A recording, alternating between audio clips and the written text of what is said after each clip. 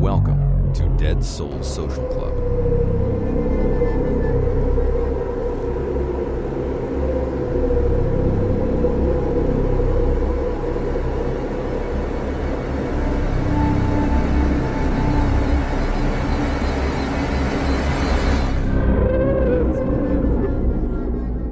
Good evening, everyone. If you enjoy our show and find our research both interesting and informative, please can I ask that you consider leaving us a 5-star review on your chosen podcast platform. Something that small really does help us out a huge amount. You can also find out more about us and our work by heading over to deadsouls.co.uk and checking us out. We are a small team of 3 researchers with more than 70 years of experience between us. You can also find us and speak to us over on Instagram. Just search Dead Souls Social Club and we'll come up. So, as always, thank you so much for joining us tonight. This audio presentation contains graphic details of death, violence, and controversial subject matter. Listener discretion is strongly advised. From Dead Souls Media, this is Demons and Deception, Part 3. I'm Jamie Black, a researcher and psychologist, and I'll be your host for tonight.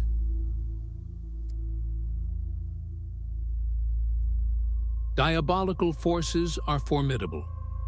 These forces are eternal and they exist today. The fairy tale is true. The devil exists. God exists. And for us, as a people, our destiny hinges upon which one we elect to follow. Ed Warren. In episodes 1 and 2, we discussed the Defeo family, a seemingly normal, white, middle-class American family from Amityville in Long Island. We spoke about how, beneath the surface, there were deep problems. Problems which built up like a frog on a hot plate over time. Mob ties, hard drugs, volatile tempers, physical and mental abuse, and underlying psychological problems all contributed to an explosive series of murders in November of 1974. 6 murders.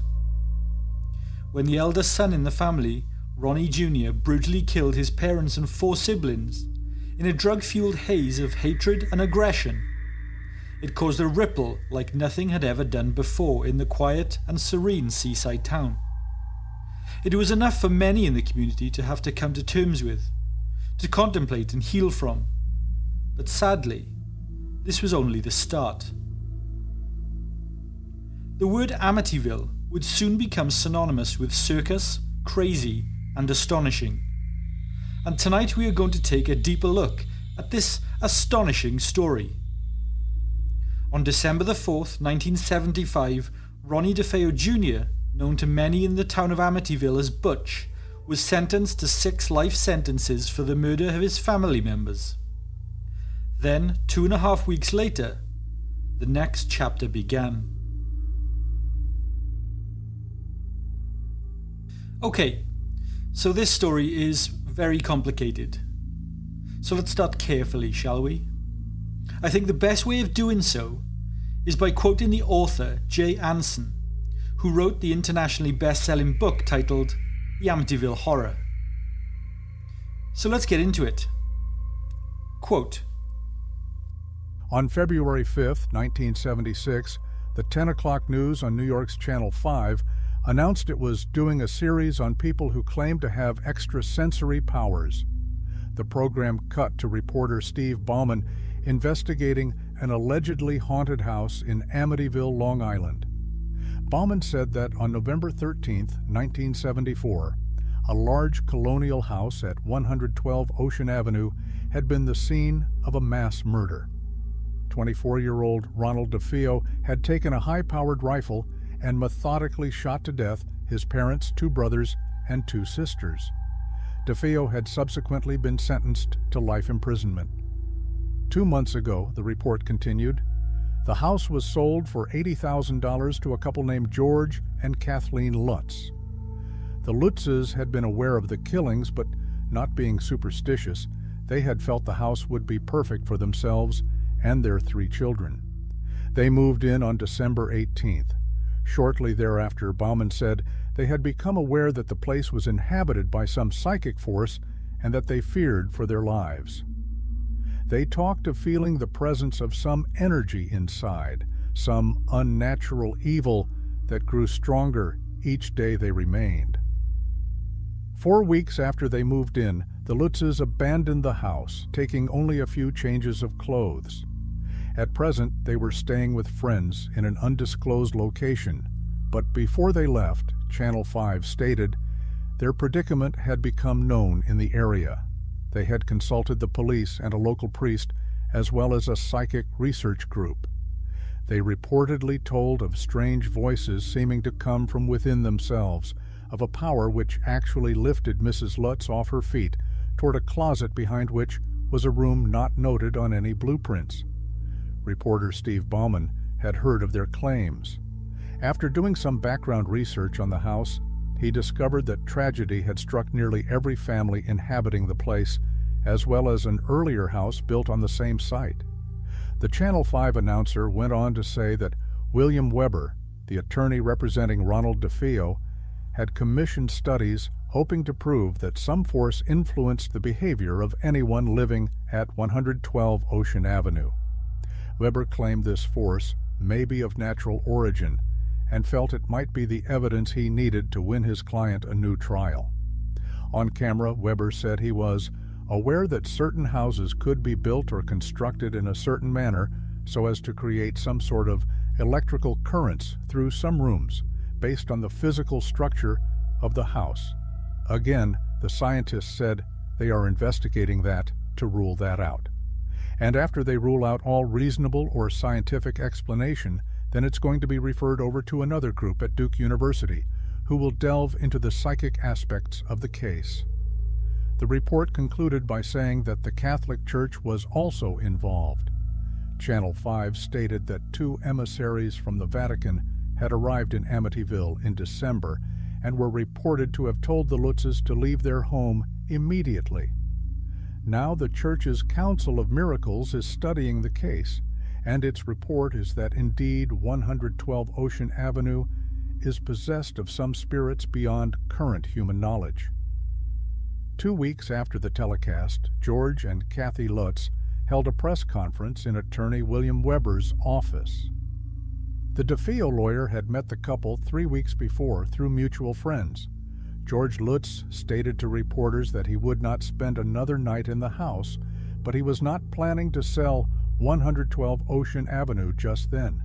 He was also awaiting the results of some scientific tests to be conducted by parapsychologists and other sensitive professional researchers of occult phenomena. At that point in time, the Lutzes cut off all communication with the media, feeling that too much was being overstated and exaggerated. It is only now that their whole story is being told. On December 18, 1975, George and Kathy Lutz moved into 112 Ocean Avenue. 28 days later, they fled in terror. For clarity, the events described within the Amityville Horror and the events that actually occurred in so-called real life are 2 very different and separate things. In tonight's episode, I'm going to quote and utilize eyewitness accounts from those individuals who were actually present at the time and actually involved in the events described. I think it's important to emphasize this. Those individuals being Danny Lutz, Christopher Quaratino, formerly Lutz, Father Ralph Pecoraro, Carol Soviero, Joe Vetter, Gloria Gangitano, Tommy Maher, and archive interviews from George and Kathy Lutz themselves. All I ask from you is that you approach the next 60 minutes with an open mind and reserve judgment until the end of this episode. We'll present you with all the facts, dispel the myths and rumours, and allow you to arrive at your own conclusions. Author Jay Anson's book describes the house at 112 Ocean Avenue as being empty for 13 months after the Defeo murders. This is entirely true. Michael Brigante and his wife Angelina repainted the house white and cleaned it up to prepare it for sale. They put it on the market for $100,000. In December 1975, George and Kathy Lutz purchased the house. Even though it was listed for $100,000, the Lutzes offered $80,000 and it was accepted. The Brigantes wanted a quick sale to get rid of the property and the painful memories attached to it. George Lutz was a former Marine who had served in Vietnam. After he left the military, he inherited a surveillance business that his grandfather had started. Kathy was a waitress. She had been married before, but got divorced in 1973. She had 3 children from her first marriage: Daniel, who was 9, Christopher, who was 7, and Melissa, aged 5. They also had a crossbreed Malamute Labrador dog called Harry. George and Kathy married in July 1975. They had met when George came into the diner where Kathy worked.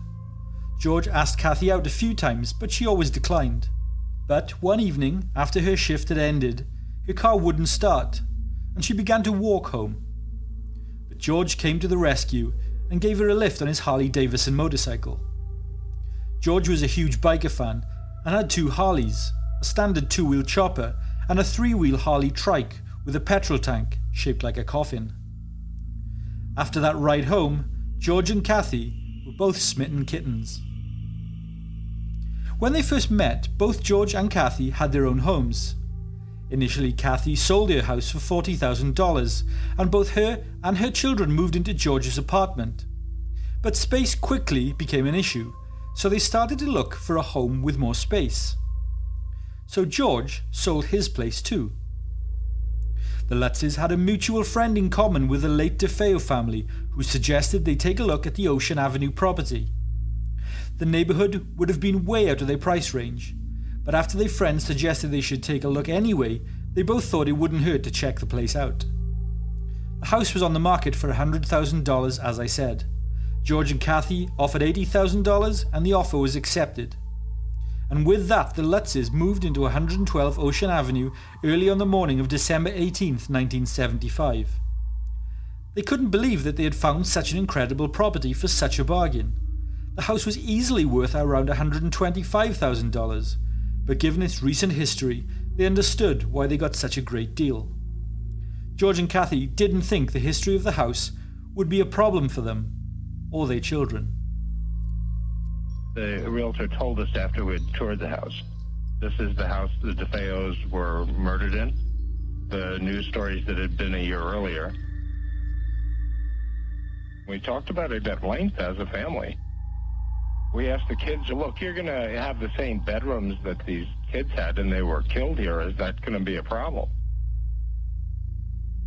They were all fine with it. It wasn't a snap decision by any means.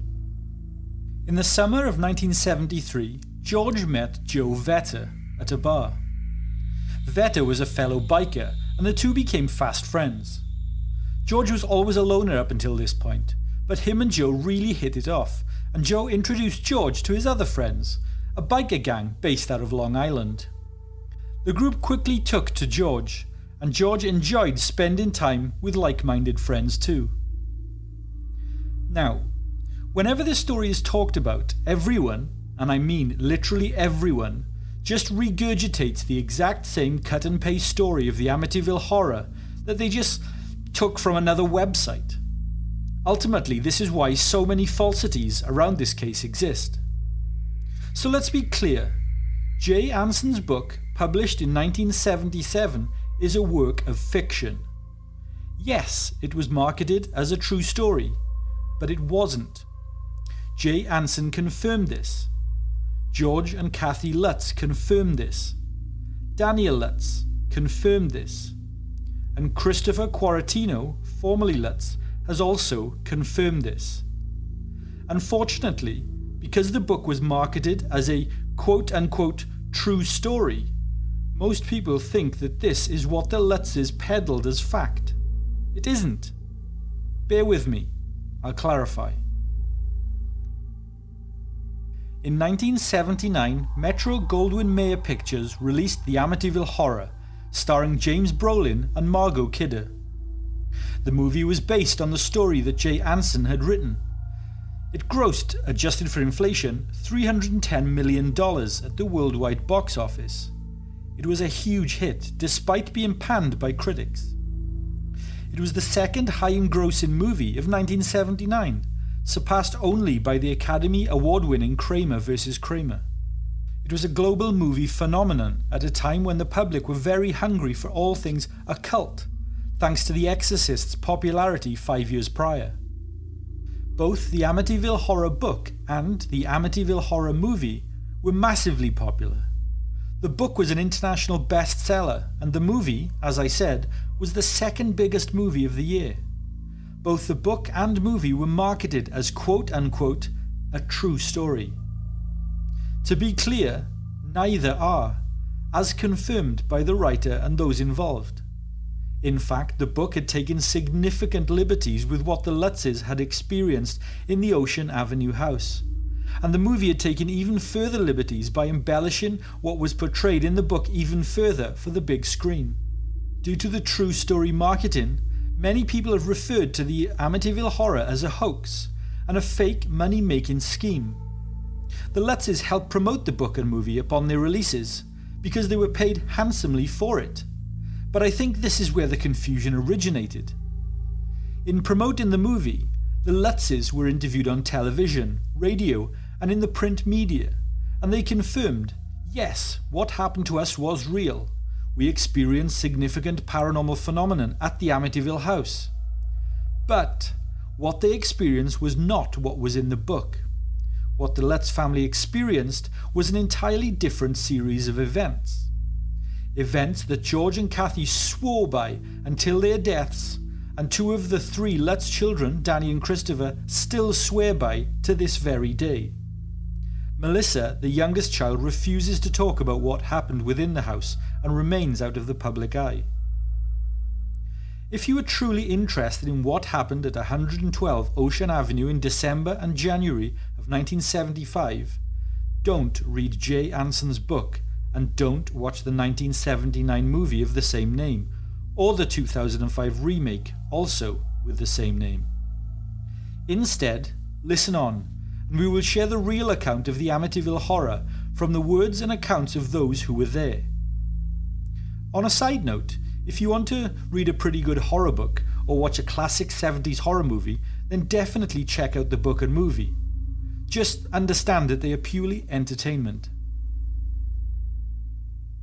In July 1975, George Lutz, Joe Vetter, and the motorbike gang attended the Laconia Bike Weekend at Weirs Beach, New Hampshire. Bikers from all over the state congregated at the event. Excitement, camaraderie, merriment, and the freedom of the open road. At this time, George was also heavily into transcendental meditation, something he would later get Kathy heavily involved in too. He insisted upon stopping regularly to meditate while on the way to and from the bike rally. It was something the other guys joked and ribbed George for, but it was also the 1970s, so it wasn't that out of the norm, given the popularity of the counterculture at the time. Before they set off home after their weekend at Weirs Beach, Vetter informed George that his brother-in-law had a house and a museum in Bayshore, Long Island, and he might like to stop by on their way home. His brother-in-law was Dr. Raymond Buckland, the well-known, renowned and popular British anthropologist and white witch who had brought the Wiccan religion to the United States from the UK at the end of the 1960s. The museum that Buckland operated displayed occult items relating to Wicca, witchcraft, magic and demonology. This was a subject that George was quietly very interested in, and he jumped at the chance to stop by the museum. So they did.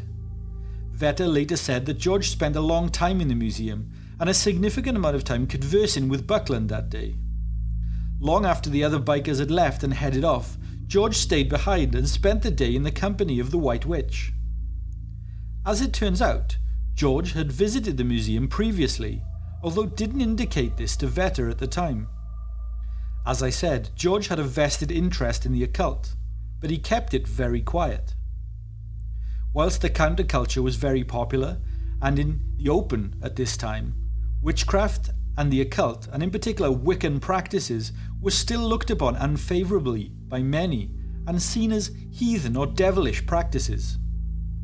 This was just on the cusp of the satanic panic striking the United States, so you can understand why George didn't flaunt his interest in the subject. Remember this. When George and Kathy came to view the house on Ocean Avenue, they were pretty burnt out with the process. They had viewed around 50 properties over the previous 6 months, so that, coupled with the bargain they got on the 4,000 square foot home in an affluent neighbourhood with a boathouse and in-ground heated pool, seemed almost too good to be true. Naysayers online often say that George and Kathy couldn't afford the house, but this isn't true at all. George owned a successful business, and him and Kathy had both sold previous properties. They were financially comfortable when they moved into Ocean Avenue. The realtor showing them the house stated, quote, "I don't know if I should tell you now or after, but you've seen the house, so this was the house that the Defeo murders took place in," unquote. It had been in the newspapers the year before, and again recently due to the trial and sentencing of the perpetrator. Some sources state that George and Kathy weren't aware of what had happened in the house, but this is untrue. They both knew the history of the house when they came to view it. They had heard about the house from a friend who actually knew the Defeo family, so they were indirectly linked. When George and Kathy viewed the house, their close friend Carol Soviero joined them. They had asked her to come and take photographs of the property while they looked around, something they could view later and make a decision as to whether they would buy it from. Carol has said that she indicated to George and Kathy while they were walking around the house that there was a strange presence to the place. She felt uneasy in the house and sensed something was off. George showed Carol the bullet holes that still remained in the woodwork in some of the rooms and laughed with Carol, saying that he didn't feel anything and was more than comfortable buying the place after what had happened there. Still, Carol thought, it was worth getting the house blessed before they moved in.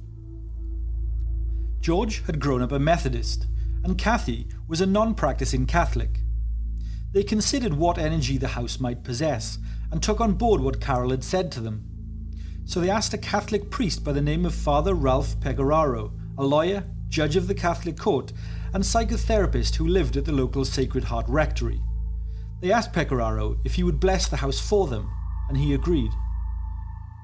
Now, the role of Father Pecoraro has been given a significant amount of attention in the years since the haunting happened.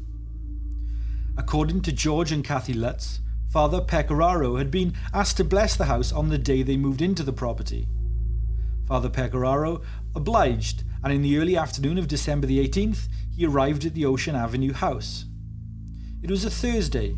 The weather was clear but cold, around 34 degrees Fahrenheit, or 1 degree Celsius on that particular day. There was a full moon that night, a slight breeze in the air, and spots of sleet. It was very much a winter's day. According to the Lutz family and Father Pecoraro, the following allegedly then occurred. Father Pecoraro adorned himself with his stole and gathered his religious items from his car. He entered the house and began to conduct the ritual of blessing. Father Pecoraro flicked the first drops of holy water and began to speak the blessing prayer.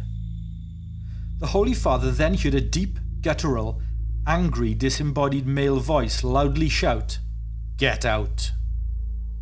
The priest continued with the holy blessing before he was slapped across the face by an invisible force. This occurred when he entered what was Mark and John Matthew Defeo's bedroom. Father Pecoraro left the house and did not speak to George or Kathy about what he had heard or felt. Amityvillemurders.com, which is the website owned and operated by Rook Osuna, the author I spoke about in my previous episode, the author who wrote the book about the Defeo murders, essentially calling for the case to be reopened. Well, on his website he has written that Father Pecораro's involvement in the haunting was essentially a fabrication. Nothing more than a phone call took place between him and the Lutzes, he says. Well, this, again, is entirely incorrect. Father Pecoraro did visit the house on December the 18th, 1975, the day the Lutzes moved in. It was purposely arranged that way by Kathy, in 1979, he described his experience while blessing the Amityville house during a television interview. We have that clip here. This is Father Pecoraro in his own words. I was blessing the sewing room. It was cold. It was really cold in there. And I thought, gee, this is peculiar. Because it was a lovely day out. And it was winter, yes, but it didn't account for that kind of coldness. I also was sprinkling holy water. And I heard a rather deep voice behind me saying, "Get out." It seemed so directed toward me that I was really quite startled. I felt a slap at one point on the face. I felt somebody slap me, and there was nobody there. This interview was given to the popular and one of my personal favourite paranormal shows, titled In Search Of. An absolute classic. Rest in peace, Leonard Nimoy. Following the blessing of the house, what happened next would be the subject of intense scrutiny and ridicule over the following years and decades. Initially, members of the family felt random cold spots around the house. You could be walking through a warm, fully heated room 1 minute, then there will be a specific part of the room where things were ice cold. You could stand there and see your breath in the freezing air, then take 3 steps forward and you would be really warm again, George said. The cold spots moved around and occurred all over the house. In addition to the random cold spots, were foul and horrible smells, which appeared and vanished at random throughout the house. Odours of excrement and rotting flesh would spring up without provocation or cause, then subside again, just as quickly as they appeared. The family could never find a source for the stench. During the first night sleeping in his new home, George suddenly awoke at 3:15 a.m. This would become a regular nightly routine during his time there, but George couldn't control it. No matter how hard he tried and how much he didn't want to, at exactly 3:15 a.m. each night he would awake. He claimed that his nightly awakenings also came with an obsessive need to go out and check the boathouse. He knew there was nothing to check on, and even thought to himself, "I don't want to go see." But still, an urgent need drove him to walk out to the boathouse every night. It became a strange and bizarre compulsion, George said. Further developments occurred at night in the house, when various members of the family were awakened by what sounded like a loud knocking on walls and doors, building up to doors opening and slamming shut of their own volition. George, Kathy, and the children all experienced it independently, and all would say that they could not establish where the knocking was originating, yet it happened all over the house. George said he heard other sounds too. One was said to be akin to a radio that was not quite tuned to a station that seemed to be featuring a German Oompa band, revving up to play but not quite getting there. In the first week of living in the house, the Lutzes invited over a number of friends for a housewarming party. Amongst those invited was Carol Soviero and her husband. You'll recall that Carol already felt unsettled by the house from when she accompanied the Lutzes to view the place. Upon arrival at the house, Carol got out of her car along with her husband and began to feel a little uneasy, sick to her stomach. With each step she took towards the house, she said, she felt more and more sick, until eventually she vomited wildly and could hardly control herself. She threw up the contents of her stomach, and then bile, copious amounts of bile, and had to return home. Carol never got as far as the front door. She was completely fine by the time she returned home, she recalls. A week later, at Christmas, Carol again visited the Lutzes, who were hosting friends for the festive period. Carol once again became violently sick when she approached the house. She was unable to go to the house, she has stated over the years. It felt like the house would not let her enter. Whilst this is pretty disgusting, yet intriguing, this you might say is all coincidence. Maybe either it was just something she had eaten. Twice. Maybe it was travel sickness from her 30-minute car ride from Brooklyn to the house, even though she had never suffered with travel sickness before or after. Maybe it was just a stomach bug that happened to hit her at that moment and then ease as she got home. Twice. Who knows? Hey everyone, sorry to interrupt this episode. We'll get right back into it in just a second. I just want to remind you all that we have a Patreon. Over there you can get access to additional episodes, investigation research, articles, blogs and a bunch of other stuff. It costs just $2 a month, which is an insane bargain and less than the cost of a cup of coffee. You get so much for that price, not to mention you'll be helping us out too. If you want to join us over there, head across to www.patreon.com/deadsouls. We hope to see you guys there. Now, back to the show. But all this occurred at the same time that uncanny events were unfolding within the house for the Lutz family. Kathy and George Lutz were practitioners of transcendental meditation. It's something that George had introduced Kathy to after they had met. George, however, had been into the Eastern art for a number of years prior. Christopher Lutz has a lot to say about George's meditation practices, but we'll touch on that in a short while. On the morning of the housewarming party, Kathy was rushing around preparing the house for guests, making food, ensuring there was plenty of seating, prepping the drinks and other accoutrements, as you might for a 70s party. Anyway, Kathy was pretty stressed and took time out to reset herself, to relax and chill out before the guests arrived. She sat on the floor of the living room in front of the fire and began her meditation process.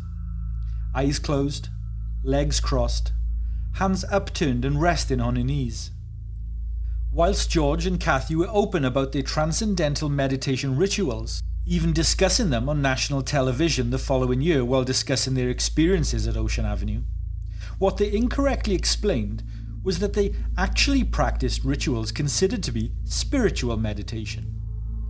They meditated and called upon spirits to help them, guide them, and enter them to influence their lives positively.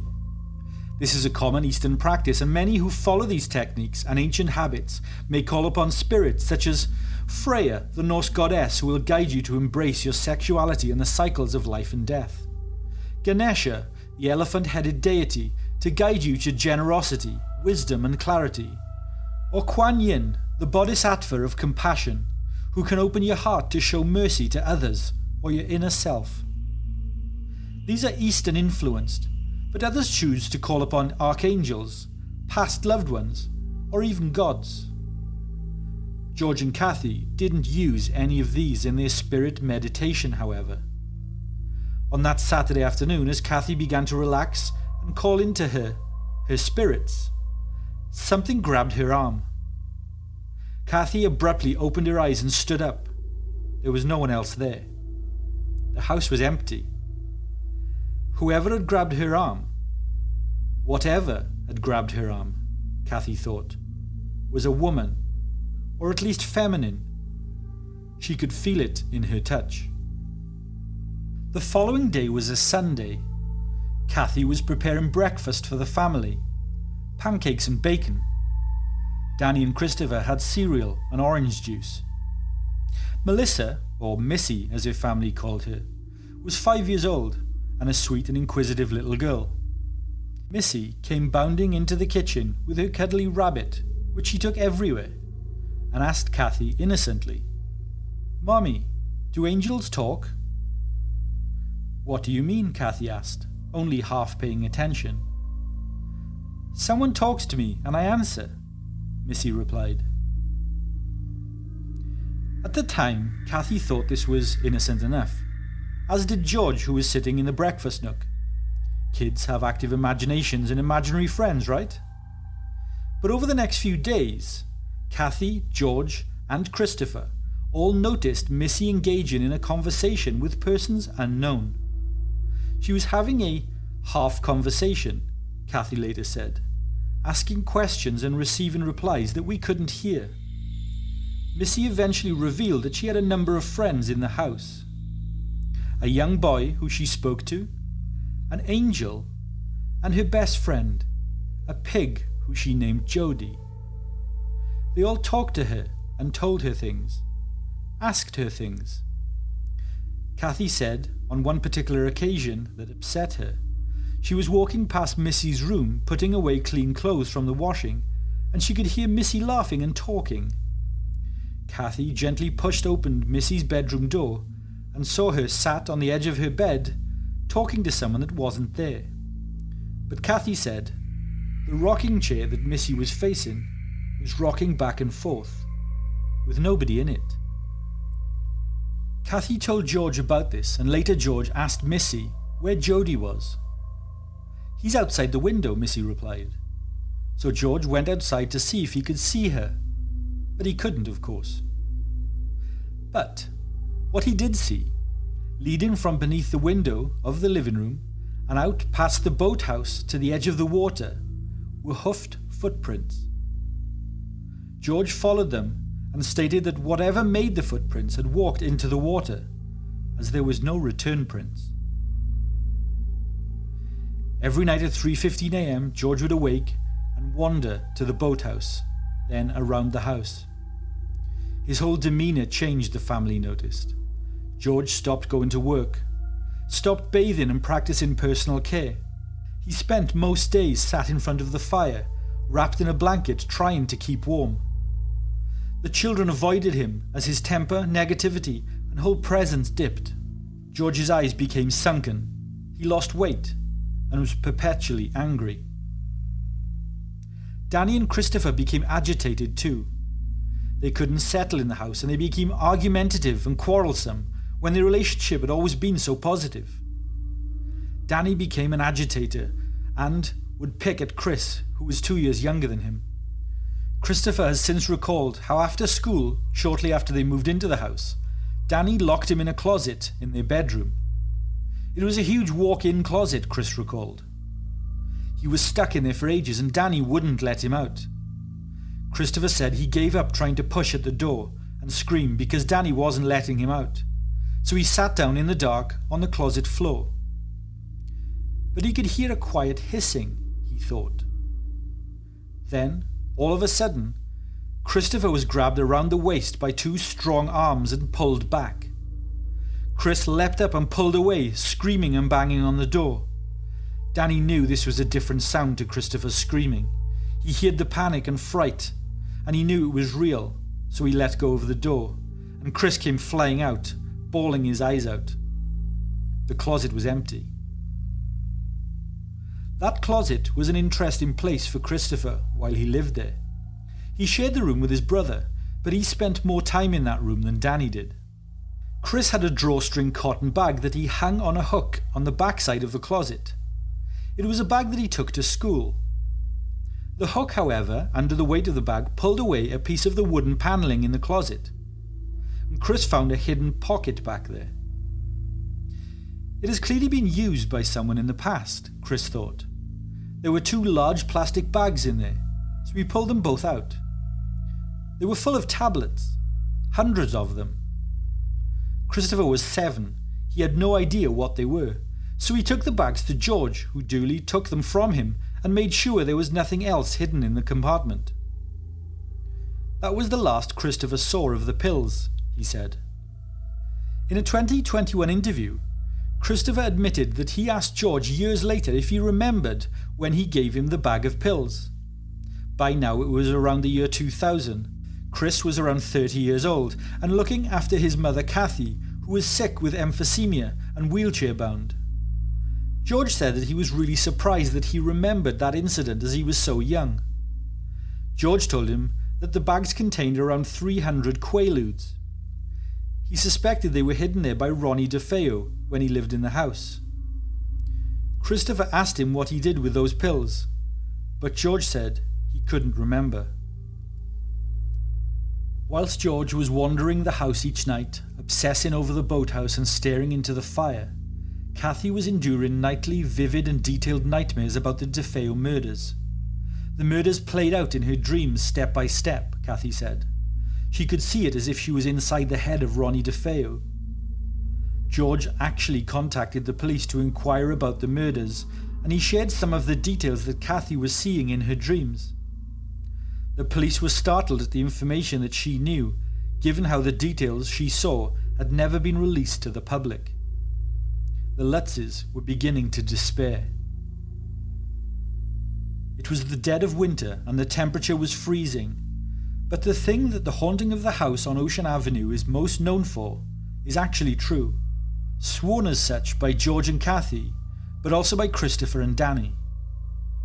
Flies. There were hundreds and hundreds of flies which would appear in certain rooms, the rooms where the murders had occurred. No matter how many the family killed, there would remain hundreds buzzing around, though they would also abruptly vanish or dissipate. More often than not, this would occur when they went into what they called the sewing room. It had been the bedroom of Mark and John Matthew Defeo prior to the Lutz family moving in.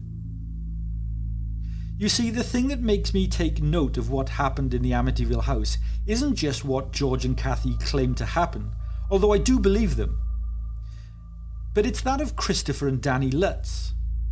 They have since come forward and spoken about the events in that house in the years since. You see, neither Chris or Danny had a positive relationship with George, their stepfather, as the years went on, and neither have a nice word to say about George to this day. Both boys claim that George was abusive physically and mentally, and that due to George being a black belt in jiu-jitsu, they felt he was difficult to fight back against. Laura Dedeo, who was a television anchor for Channel 5 in New York, got to know the family well at this time due to her interest in the family haunting. She said in a 2022 interview that back then Danny would glare at George, the hatred worn on his face for all to see. Danny eventually left the Lutz home when he was 14 and lived on the streets in Nevada for a while. He found his own way in life and now owns a car repair shop and has a daughter of his own. Christopher left home at 16 and joined the US Army, serving for a number of years in the 10th Mountain Division and seeing active duty in Operation Desert Storm. He left the military to look after his ailing mother and these days works as an entrepreneur. Both boys owe nothing to George and would happily call him out on his failings. They have over the years and speak with hostility about him. So when they are both firmly adamant that the haunting at 112 Ocean Avenue was genuine and very, very real, I think I believe them. Because neither have made any money from what happened to their family, and if they could say it was all a hoax and destroy George, then they would. But they haven't. Because they can't. Both continue to deal with the trauma of Amityville to this day. Christopher recalls an occasion where after school one afternoon, he was laying on his bed with just him and his brother home alone in the house, when he saw a black mass walking down the hall outside his bedroom toward him. The mass had no legs, yet he could hear it breathing. What we saw and went through in that house was no hoax, Christopher says. I still don't like talking about it to this day. The thing is, so many people call out the Lutzes and it's generally accepted to be a fake story, all concocted for money. But this accusation of fakery can all be traced back to one person. William Weber. Weber was the defense attorney for Ronald Defeo. Defeo was up for sentencing after his trial at the same time the Lutzes were going through literal hell in his former home. So Weber contacted the Lutzes and asked them to meet with him at his office. When George and Kathy did, they stated that Weber had a contract for them, a book deal, where he would write a concocted horror story, advertise it as true, the Lutzes would go along with it and get 12% of the profits, Ronnie Defeo would get 5%, but would also get to utilize the defense that he was possessed by the devil when he committed the murders, and Weber's book and the Lutzes' claims would support this. The Lutzes didn't go for this, however. They felt they had real and genuine experiences which they didn't want to sell to Weber, who was going to add a load of fakery to the story to help support a murderer. George and Kathy walked away, following which Weber claimed on national television and repeated the same claims in the years since then that George, him and Kathy created the Amityville haunting story over several bottles of wine. George, however, claims that Weber is lashing out because they walked away from his deal and eventually signed their own, more lucrative book deal, leaving him out in the cold. In fact, Webber's very loud claims of a hoax against George and Kathy were also welcomed by the people of Amityville. The quiet and affluent town wanted nothing to do with the notoriety of a gruesome murder and a supposed haunting, and the locals hated the attention it brought on their once peaceful town. So many locals echoed Webber's claims of the haunting being a hoax. The local town also refused to allow the sale of the Amityville Horror book or show the Amityville Horror movie when they were released too. Locals were aggressively unwelcoming to visitors who came to gawk at the house. I have personally visited the house on a number of occasions, and I can confirm that the locals aren't welcoming and don't want you there. Subsequent owners of the house have also changed the facade to remove the iconic windows and have also changed the address to deter would-be looky-loos. On the final day that the Lutzes were in the house, George and Kathy allege that they awoke in the morning with George getting out of bed. When he turned around and looked back at Kathy, her face was that of an extremely aged old woman, very creased and wrinkly, with sunken eyes and tight lips. As George stated, quote-unquote, Kathy looked like an old crag version of herself. Indeed, Kathy said she looked in the mirror and her face looked like a Halloween mask, and stayed that way for several hours. When it happened, Kathy said that she was without energy and could barely get up or walk and move around. George and Kathy had reached their limit and were also fearful for what would happen to their family. The final straw came when George and Kathy were in their bedroom trying to understand what was happening to Kathy's face when they could hear tremendous banging coming from the room above theirs. This was the boys' bedroom. When George and Kathy investigated, they witnessed the boys' beds, with the boys in them, lifting off the floor and slamming back down, while their bedroom and closet doors opened and slammed shut repeatedly.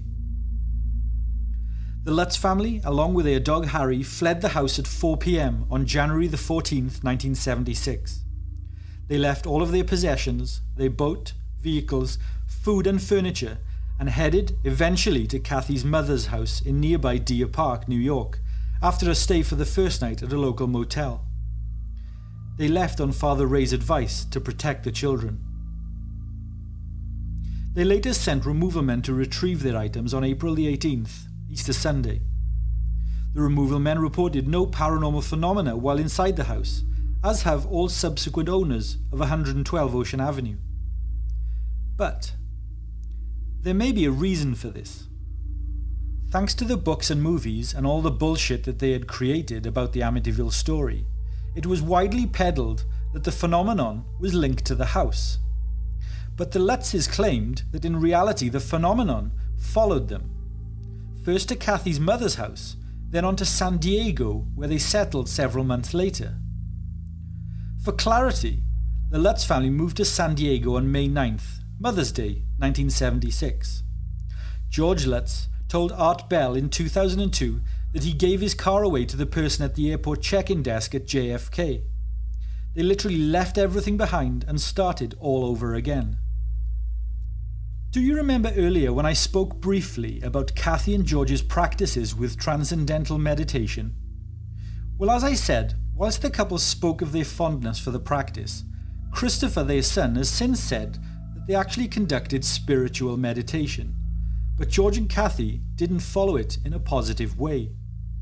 They wanted fortune and material reward, so they sought the guidance of quote-unquote alternative spirits. George had dabbled in the occult for several years. He had spoken with Dr. Raymond Buckland. He had sought the darker practices and rituals of Gardnerian Wicca and Crowleyan magic. He called on the 4 prince spirits of the world. Now, these were not the spirits recommended by meditation yogis or Buddhist spiritualists. George summoned dark spirits and demons into himself, Christopher alleges. In addition, Christopher would say in 2021, quote, that what George was playing with in the basement of that house would have caused a haunting in any location. It was not the house, unquote. Just to clarify, for those of you who seek further information, the 4 prince spirits of the world are fire, which is Samael and Orions, water, which is Azrael and Payman, air, which is Azazel and Egin, and earth, which is Mahazel and Amaimon. The dual names refer to the same spirit or demon, but differ from traditional Hebrew texts to the latter Jewish magic book of rituals, Semiphorus, which wasn't written until 1686, though it referred to occult knowledge from centuries earlier. George, it is alleged, by his stepson, may have brought what happened in Amityville on the family himself. These are elements of the story which George and Kathy have never spoken about, though multiple sources who knew the Lutzes have confirmed George's interest in the occult and subsequent drawing of Kathy into similar practices. Epilogue, if you believe any of this at all. World-renowned paranormal investigator Hans Holzer read in the New York Times in February 1976 an article by reporter Pranay Gupta. It reported on the Defeo murders, sentencing of Ronnie Defeo, and the subsequent haunting of 112 Ocean Avenue. Holzer said that in that moment he knew from experience that in the moment of spirit possession, no sound will leave the location of the possessed.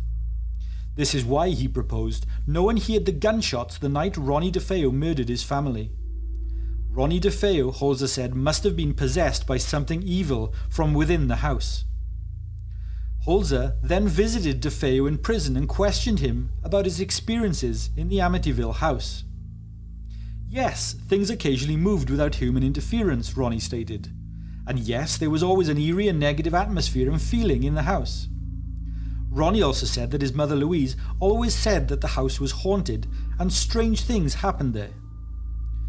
But was this all bullshit? Was Ronnie telling Holzer what he wanted to hear? Holzer wanted to investigate the house for himself, and George Lutz was happy to facilitate this. In March 1976, Holzer, accompanied by a regular collaborator of his, the transmedium Ethel Johnson Myers, visited the house at 112 Ocean Avenue. Johnson Myers, Holzer alleges, knew nothing of where she was going or anything about the house or the murders. This can't be independently verified, of course. When Johnson Myers arrived at the house and exited the car, she instantly exclaimed that she felt evil energy from the house. She went further. The energy was of a vengeful Native American tribal chief or warrior. She felt his spirit was negative and wanted to gravely influence male energies on the land for evil deeds. Indeed, Holzer and George Lutz actually paid a visit to Seth Purdy, curator of the Amityville Historical Society, to inquire about the history of the land. Now, let's be clear about this from the start. The horror movie trope, which is essentially now a cliché where haunted houses are built on ancient Indian burial grounds, well, that all came from what happened in Amityville. Movies like Poltergeist, The Shining and Pet Sematary all lean into this trope, as does the Amityville Horror, written by Jay Anson.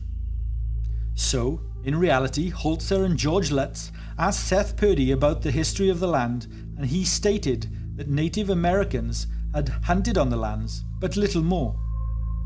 He did, however, confirm that a newspaper article in the Brooklyn Daily Eagle, reported on March 30th, 1905, stated that during the construction of homes on Ocean Avenue, several bodies of Native Americans of the Iroquois tribe had been discovered, including the body of a powerful native chief who was buried standing up, as was tradition for respected leaders within their culture. The bodies had originally been found by neighborhood children who removed the chief's head and played football with it. This level of disrespect, Holzer speculated, could have been the cause for evil and negativity in the Ocean Avenue house. Evil, waiting for the appropriate time when negativity was at its strongest to manifest an opportunity for demonic possession.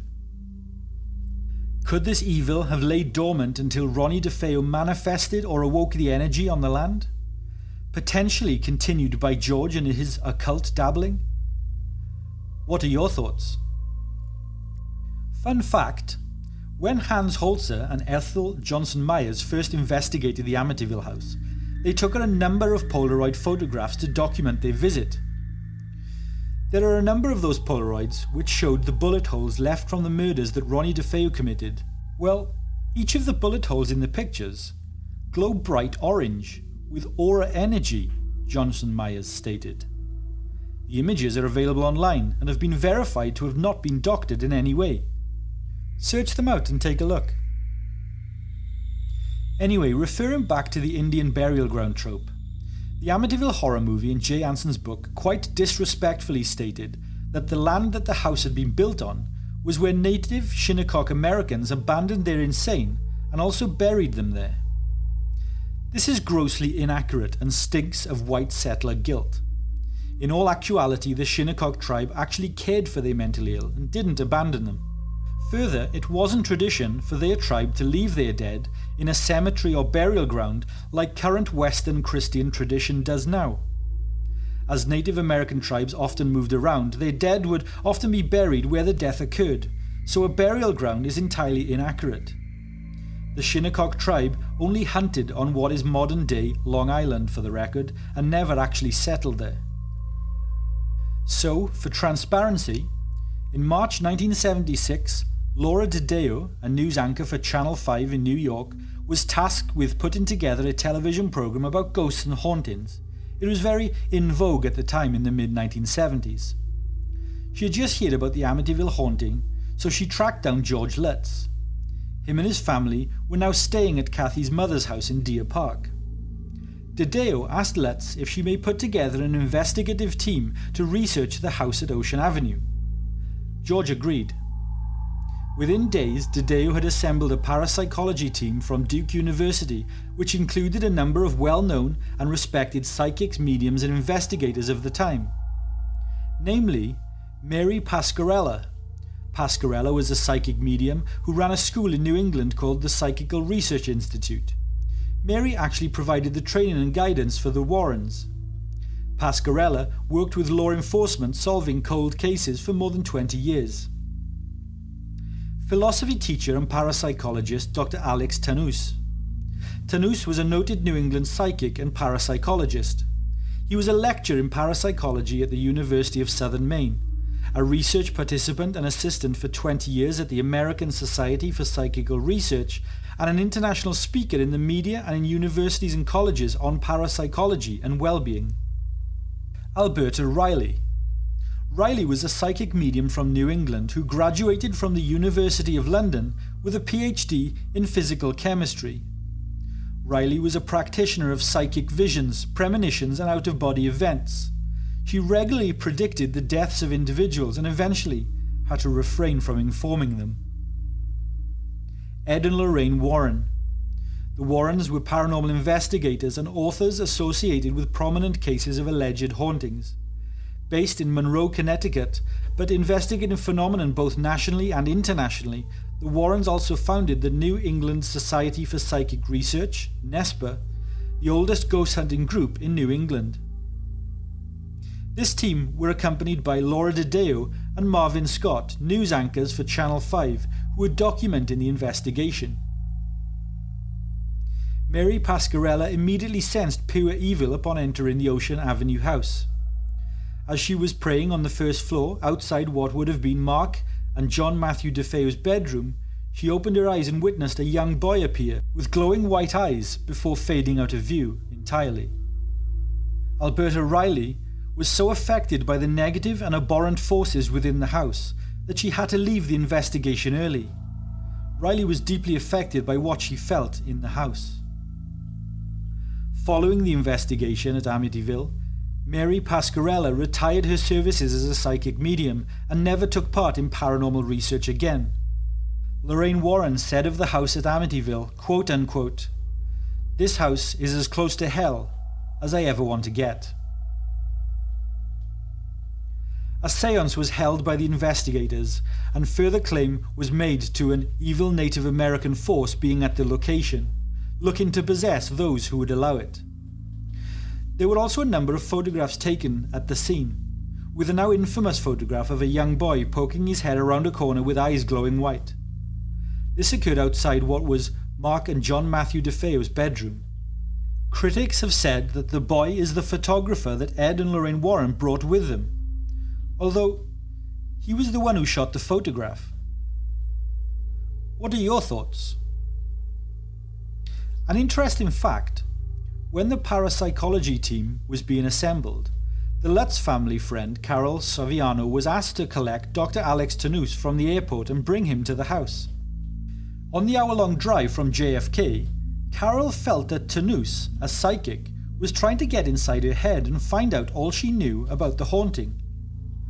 Carol stated that in her head she pictured the words "Stop it" in large glowing writing.